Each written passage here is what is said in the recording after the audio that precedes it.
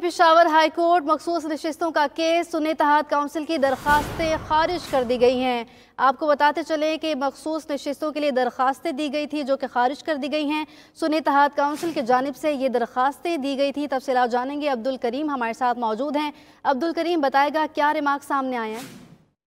जी बिल्कुल, अदालत high court के 5 रुकनी बेंच ने मुख्तसर फैसला सुनाते हुए सुन्नी इत्तेहाद कौंसिल की जानिब से दायर केस को खारिज कर दिया है। मुतफिका तौर पर 5 जो जजेस थे उन्होंने ये फैसला सुनाया और सुन्नी इत्तेहाद कौंसिल की जो दरख्वास्तें हैं उसको मुस्तरद कर दिया और केस जो है उसको खारिज कर दिया है। जी, पेशावर हाई कोर्ट में ये समाअत जारी थी।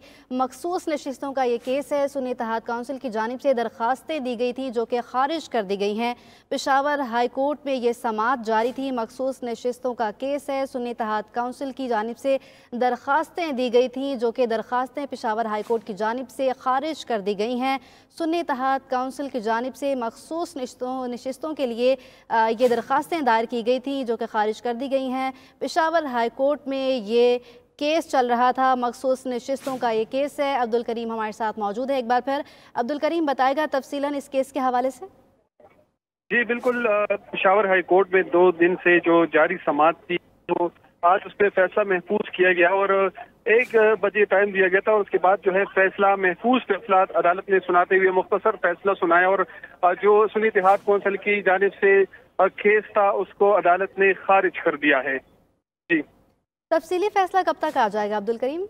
तफसीली फैसला कुछ ही देर में मुतवक्की है कि वो आ जाए। ताहम अदालत पेशावर हाई कोर्ट के 5 रुकनी बेंच ने अभी मुख्तसर फैसला सुनाते हुए जो सुन्नी इत्तेहाद कौंसिल की जानिब से दायर केस था उसको मुतफिका तौर पर जो 5 जजेस थे उनके मुतफिका तौर पर इस जो दरख्वास्त है इसको मुस्तरद किया है आज।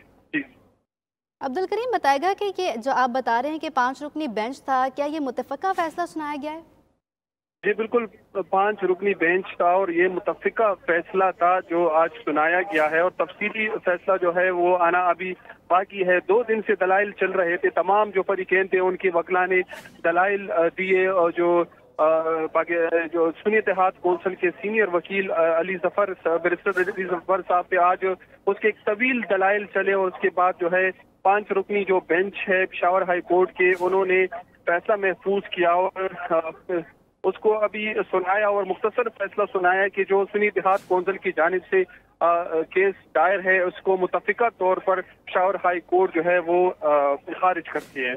अब्दुल करीम, जिस तरह से आप बता रहे हैं कि एक तवील दलाइल दिए गए हैं, तो सुन्नी इत्तेहाद काउंसिल की जानिब से क्या दलाइल दिए गए? इलेक्शन कमीशन की जानिब से क्या दलाइल दिए गए?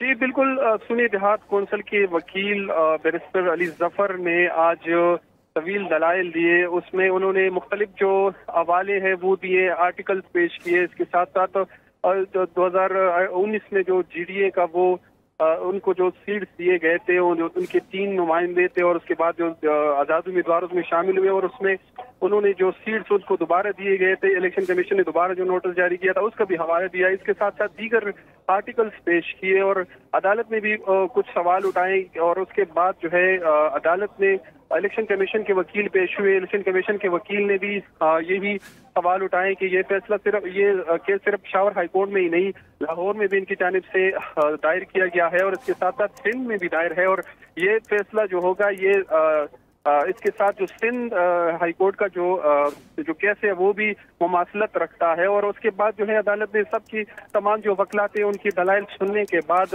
एक महफूज फैसला जो है वो अभी सुनाया और जो इनकी सुन्नी इत्तेहाद की जानिब से दरख्वास्त जो केस था उसको अभी मुतफिका तौर पर खारिज कर दिया है और तफसीली फैसला जो है वो अभी आना बाकी है।